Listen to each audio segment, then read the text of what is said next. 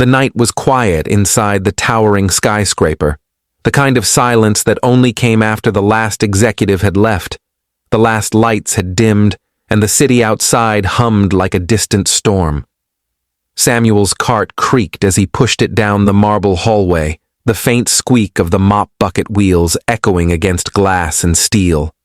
He was a man no one noticed, a shadow among giants. His uniform was faded, his shoes worn from years of pacing the same halls night after night.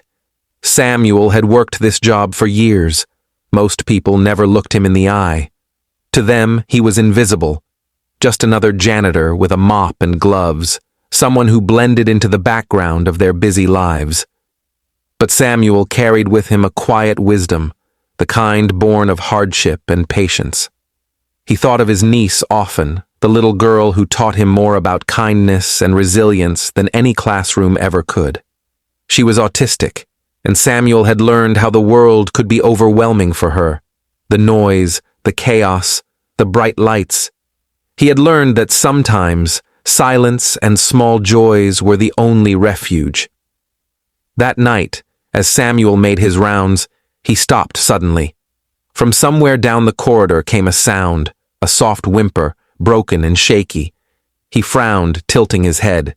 It wasn't the sound of an adult's frustration or someone still working late. It was the unmistakable cry of a child. Curiosity and concern tugged at him. He followed the sound, turning a corner until he saw her. A small girl, maybe 7 years old, sat curled in the corner near the lobby fountain. Her tiny frame shook with each sob, her hands pressed tightly over her ears as though trying to shut out the world. Her breathing was fast and shallow. Samuel's heart clenched. He recognized it instantly, the signs of sensory overload. His niece had taught him what these moments looked like. To most, it might appear like a tantrum. But Samuel knew better. He didn't rush forward or raise his voice. He knelt down slowly, keeping a gentle distance so she wouldn't feel threatened. "Hey there, sweetheart," he said softly, his voice low and calm, like a lullaby. "You okay?" The little girl didn't answer. Her eyes darted wildly, tears spilling down her cheeks.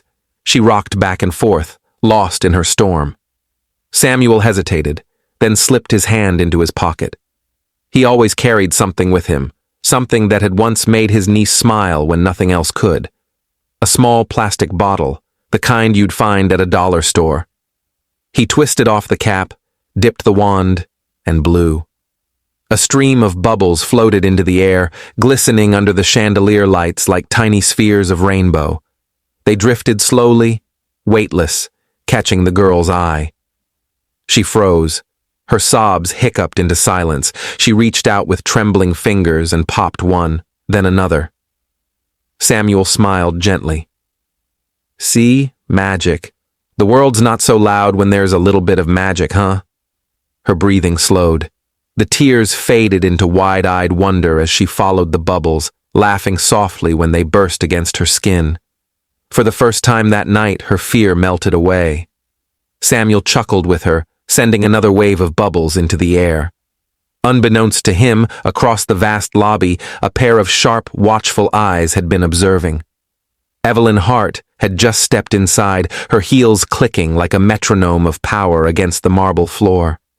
She was used to control, to perfection, to bending the world to her will.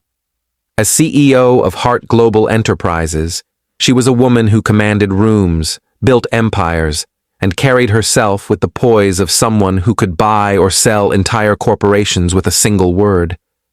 But in that moment, Evelyn wasn't the CEO. She was just a mother, frozen in place, watching her daughter Lily smile for the first time in weeks. Evelyn's chest tightened, her eyes burning with unshed tears. She had spent fortunes on specialists, endless therapies, and treatments that promised peace but never delivered. Yet here was her daughter, soothed not by medicine or wealth, but by soap bubbles and the kindness of a janitor. Samuel noticed her then. His smile faltered. He quickly stood, straightening his uniform as embarrassment flushed through him. He suddenly became hyper-aware of who she was, the powerful woman whose face often appeared on magazine covers and business networks, Evelyn Hart. "I'm sorry, ma'am," Samuel stammered nervously. "She seemed upset. I didn't mean to overstep. I just thought maybe I could help." His voice cracked with uncertainty, but Evelyn as if bracing for reprimand. She knelt beside Lily, brushing a curl gently away from her daughter's damp face as the little girl giggled and chased the fading bubbles.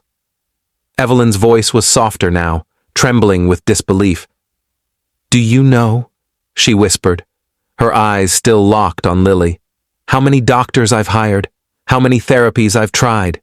They gave me charts, medications, bills, but not this, not her laughter, not her peace."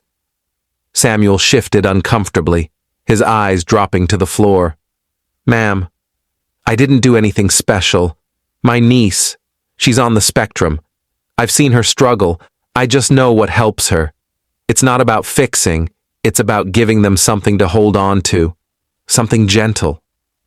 Evelyn looked at him then, really looked at him, and for the first time in years, she felt something rare, humility. Her voice broke. "Most people turn away.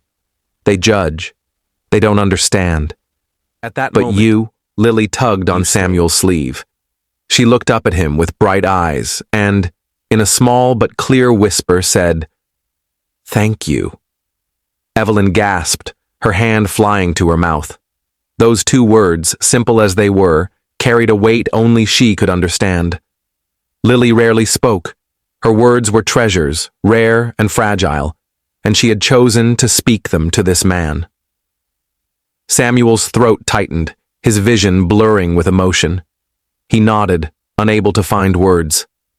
Evelyn stood, pulling a sleek card from her bag and pressing it firmly into his hand.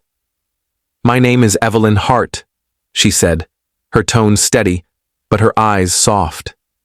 Samuel blinked, stunned.